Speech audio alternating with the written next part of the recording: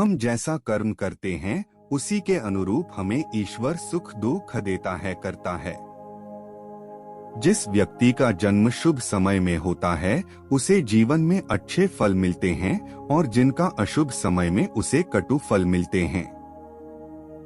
ज्योतिष शास्त्र के अनुसार यह शुभ समय क्या है और अशुभ समय किसे कहते हैं?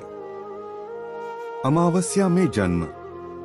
ज्योतिष शास्त्र में अमावस्या को दर्श के नाम से भी जाना जाता है। इस तिथि में जन्म माता पिता की आर्थिक स्थिति पर बुरा प्रभाव डालता है। जो व्यक्ति अमावस्या तिथि में जन्म लेते हैं उन्हें जीवन में आर्थिक तंगी का सामना करना होता है। इन्हें यश और मान सम्मान पाने के लिए काफी प्रयास करना होता है। अमावस्या तिथि में भी जिस व्यक्ति का जन्म पूर्ण चंद्र रहित अमावस्या में होता है वह अधिक अशुभ माना जाता है। इस अशुभ प्रभाव को कम करने के लिए घी का छाया पात्र दान करना चाहिए। रुद्राभिषेक और सूर्य एवं चंद्र की शांति कराने से भी इस तिथि में जन्म के अशुभ प्रभाव को कम किया जा सकता है।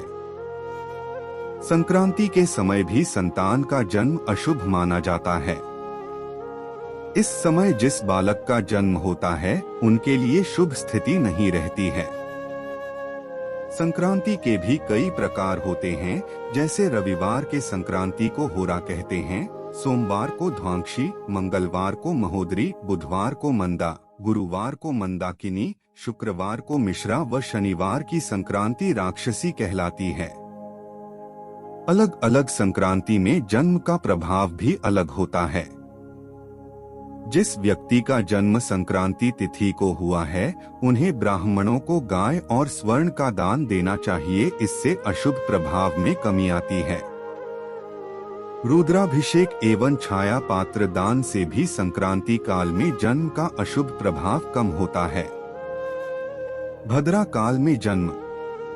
जिस व्यक्ति का जन्म भद्रा में होता है उनके जीवन में परेशानी और कठिनाइयां एक के बाद एक आती रहती हैं। जीवन में खुशहाली और परेशानी से बचने के लिए इस तिथि के जातक को सूर्य सूक्त, पुरुष सूक्त, रुद्राभिषेक करना चाहिए। पीपल वृक्ष की पूजा एवं शांति पाठ करने से भी इनकी स्थिति में सुधार होता है। कृष्ण चतुर्दशी में जन्म। पराशर महोदय कृष्ण चतुर्दशी तिथि को 6 भागों में बांटकर उस काल में जन्म लेने वाले व्यक्ति के विषय में अलग अलग फल बताते हैं।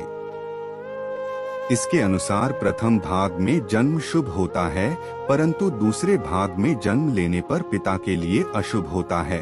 तृतीय भाग में जन्म होने पर मां को अशुभता का परिणाम भुगतना होता है। चौथे भाग में जन्म होने पर मामा पर संकट आता है। पांचवें भाग में जन्म लेने पर वंश के लिए अशुभ होता है एवं छठे भाग में जन्म लेने पर धन एवं स्वयं के लिए अहितकारी होता है। कृष्ण चतुर्दशी में संतान जन्म होने पर अशुभ प्रभाव को कम करने के लिए माता पिता और जातक का अभिषेक करना चाहिए, साथ ही ब्राह्मण भोजन एवं छाया पात्र दान देना चाहिए। समान जन्म नक्षत्र। ज्योतिष शास्त्र के नियमानुसार अगर परिवार में पिता और पुत्र का, माता और पुत्री का अथवा 2 भाई और 2 बहनों का जन्म नक्षत्र एक होता है, तब दोनों में जिनकी कुंडली में ग्रहों की स्थिति कमजोर रहती है उन्हें जीवन में अत्यंत कष्ट का सामना करना होता है। इस स्थिति में नवग्रह पूजन, नक्षत्र देवता की पूजा, ब्राह्मणों को भोजन एवं दान देने से अशुभ प्रभाव में कमी आती है। सूर्य और चंद्र ग्रहण में जन्म। सूर्य और चंद्र ग्रहण को शास्त्रों में अशुभ समय कहा गया है। इस समय जिस व्यक्ति का जन्म होता है उन्हें शारीरिक और मानसिक कष्ट का सामना करना होता है। इन्हें आर्थिक परेशानियों का सामना करना होता है। सूर्य ग्रहण में जन्म लेने वाले के लिए मृत्यु की संभावना भी रहती है। इस दोष के निवारण के लिए नक्षत्र स्वामी की पूजा करनी चाहिए।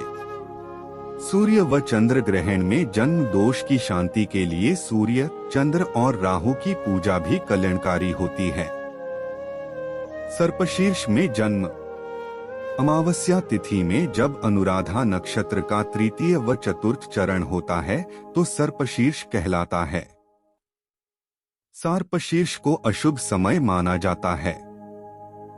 इसमें कोई भी शुभ काम नहीं होता है। सर्पशीर्ष में शिशु का जन्म दोष पूर्ण माना जाता है। जो शिशु इसमें जन्म लेता है उन्हें इस योग का अशुभ प्रभाव भोगना होता है।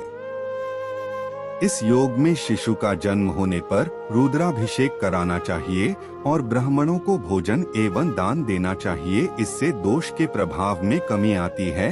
गंडांत योग में जन्म। गंडांत योग को संतान जन्म के लिए अशुभ समय कहा गया है। इस समय संतान जन्म लेती है तो गंडांत शांति कराने के बाद ही पिता को शिशु का मुख देखना चाहिए। पराशर महोदय के अनुसार तिथि गंड में बैल का दान, नक्षत्र गंड में गाय का दान और लग्न गंड में स्वर्ण का दान करने से दोष मिटता है। संतान का जन्म अगर गंडांत पूर्व में हुआ है तो पिता और शिशु का अभिषेक करने से और गंडांत के अंतिम भाग में जन्म लेने पर माता एवं शिशु का अभिषेक कराने से दोष कटता है। त्रिखल दोष में जन्म। जब 3 पुत्री के बाद पुत्र का जन्म होता है अथवा 3 पुत्र के बाद पुत्री का जन्म होता है तब त्रिखल दोष लगता है। इस दोष में माता पक्ष और पिता पक्ष दोनों को अशुभता का परिणाम भुगतना पड़ता है। इस दोष के अशुभ प्रभाव से बचने के लिए माता पिता को दोष शांति का उपाय करना चाहिए। मूल में जन्म दोष। मूल नक्षत्र में जन्म अत्यंत अशुभ माना जाता है।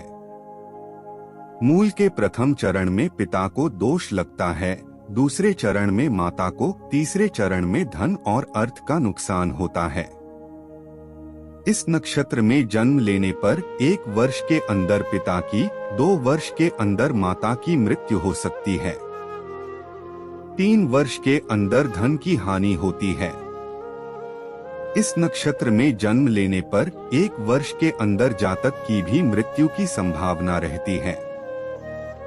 इस अशुभ स्थिति का उपाय यह है कि मास या वर्ष के भीतर जब भी मूल नक्षत्र पड़े मूल शांति करा देनी चाहिए।